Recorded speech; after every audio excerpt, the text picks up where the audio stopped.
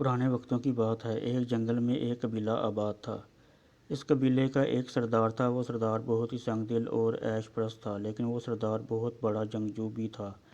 اس کے سامنے بڑے بڑے سپاہی اپنے گھٹنے ٹیک دیتے تھے۔ وہ اتنا شاطر تھا کہ اس کے جاسوس کی طرف سے آنے والے خطوطوں کو وہ اپنی کمر کے ساتھ باندھے رکھتا تاکہ اس کا سب سے ذاتی سپاہی بھی ان خطوط کو نہ پڑھ سکے۔ وہ سردار بہت جنگیں لڑتا اور بڑی آسانی سے جیت لیتا تھا۔ یہی اس کی کامیابی کی سب سے بڑی وجہ تھی کہ وہ کسی بھی پر بھی اعتبار نہیں کرتا تھا۔ وقت گزرتا رہا اور اس کی دہشت ارد گرد کے تمام قبائل میں بڑھ گئی۔ جب دوسرے قبائل کے ایک سردار نے دیکھا کہ وہ سردار ہم پر حاوی ہو رہا ہے تو اس نے ایک ترکیب سوچی اور اس کے ساتھ دوستی کا ہاتھ بڑھا دیا اور دوستی میں تحفے کے طور پر اس ظالم اور سنگل سردار کو بہت ہی خوبصورت اور حسین و جمیل کنیز دے دی۔ سردار نے جیسے ہی کنیز کو دیکھا تو اس کا عشق ہو گیا۔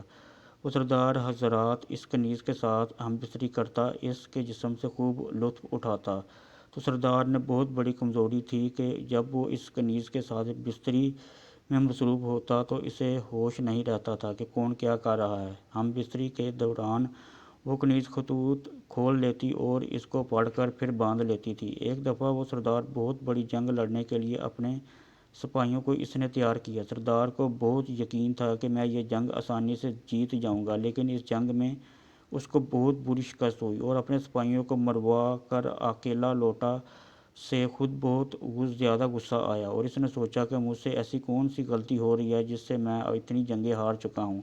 یہ سوچ سوچ کر وہ سردار تڑپ رہا تھا، لیکن غصے میں اس کی سمجھ میں کچھ نہیں آ رہا تھا۔ یہ سب حالات اس کا ایک نیک دل سپاہی دیکھ رہا تھا جو کہ محل کی نگہبانی میں مقرر تھا۔ اس سردار کے پاس آیا اور کہا، حضور اگر آپ اجازت دیں تو میں آپ کی پریشانی کا حل بتا سکتا ہوں۔ سردار نے کہا کہ تم ایک معمولی سے سپاہی ہو، تم میری کیا مدد کرو گے؟ اس نے کہا، سردار اگر میری ترکیب سے آپ کو کامیابی نہ ہوئی تو آپ مجھے قتل کروا کر لٹکا دینا، لیکن اگر آپ فتح یاب ہوئے تو میری آپ کو ایک شرط ماننا پڑے گی۔ سردار کو اس کی باتوں میں تجسس پیدا ہو گیا، کیونکہ ایک معمولی سے سپاہی اتنی بڑی بات کیسے کر سکتا ہے۔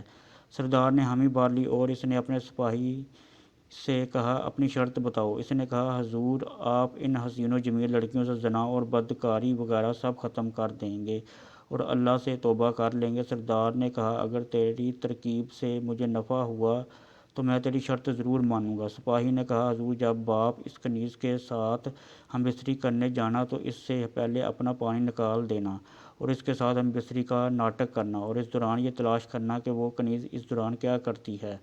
سردار نے اب ایسا ہی کیا۔ جب سردار اس کے ساتھ ہم بستری کرنے لگا تو اس کنیز نے سمجھا کہ سردار پہلے کی طرح میرے جسم کی لذت میں ڈوب گیا ہے، تو اس نے اس کی کمر سے وہ خطوط کھولا اور جیسے ہی خطوط کھول کر پڑھنے لگی، سردار نے اس کے بازو سے پکڑ لیا اور اس سے پوچھا، یہ کام تم کب سے کر رہی ہو اور کس کے لیے کر رہی ہو؟ پہلے تو کنیز صاف صاف مکر گئی، لیکن جب اس کی جان یہ بنتی دکھائی دی تو اس نے سب کچھ اگل دیا اور اس کے بعد سردار نے اس کنیز کو اس سردار کی مخالف استعمال کر کے اسے بڑی آسانی سے شکست دے دی اور اس کے سارے قبیلے پر قبضہ کر لیا۔ پھر اس کے بعد جیسے ہی وہ سردار جنگل سے واپس لوٹا تو اللہ کے حضور سجدے میں گر پڑا اور اللہ سے اپنے تمام سابقہ گناہوں کی معافی مانگ لی اور اللہ سے وعدہ کیا کہ میں آئندہ کسی بھی نامحرم کی طرف اٹھا کر بھی نہیں دیکھوں گا اور اس کے علاوہ جو کوئی بھی یہ کام اس قبیلے میں کرے گا تمام قبیلے کے سامنے سنگسار کر دیا جائے گا۔ اس کے بعد اس سردار نے سپاہی کو اپنا نیا وزیر مقرر کر دیا اور اب اس قبیلے نے بہت بڑی فتوحات حاصل کر لیں۔ آہستہ آہستہ وہ قبیلہ ایک ریاست میں تبدیل ہو گیا۔ دوستو، امید ہے آپ کو ہماری یہ دلچسپ کہانی بہت اچھی لگی ہوگی۔ اگر آپ کو ہماری یہ کہانی اچھی لگی تو ہماری اس کہانی کو اپنے دوستوں کے ساتھ شیئر کریں اور ویڈیو کو لائک کریں۔